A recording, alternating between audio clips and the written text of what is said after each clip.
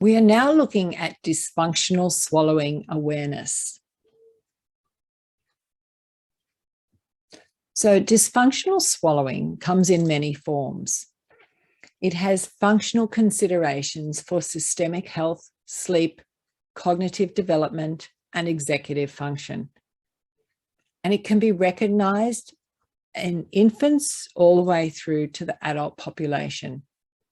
It can impact normal, oral, and global functional and development parameters, and it can drive the presentation of occlusal, chewing, swallowing, speech, and behavioral concerns. It can be associated with a facial restriction, and it's often associated or driven by oral habits, meaning that the oral habits are the causation of the dysfunctional swallowing pattern. Often it's known as a tongue thrust, a reverse swallow, or an infantile swallow. The possible implications are a mild to severe changes in occlusion. Example there, an anterior open bite, posterior open bite, or an overjet, or a combination of all of those. There is often a low tongue posture and a poor oral tone. However, sometimes there is a low tongue posture and a very strong tongue movement.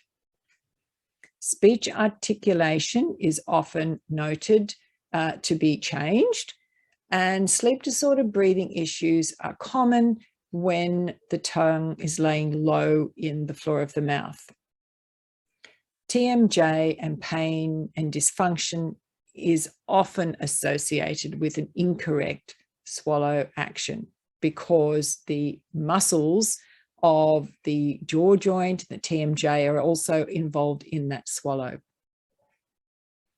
And it can result from cognitive or physical injury or changes. That it can be a sudden change, an injury like this little fellow here, who had a traumatic injury which allowed him to lose all his lower anteriors, damage the front ones, and as he was just a little toddler, the swallow pattern changed and became more of a tongue thrust because there was room for that tongue to go through. He was also playing with his top teeth, and therefore he had the physical changes that accompany that.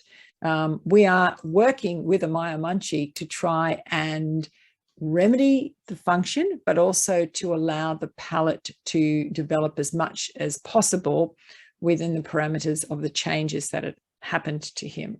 Functional swallowing should be addressed in anyone at any age.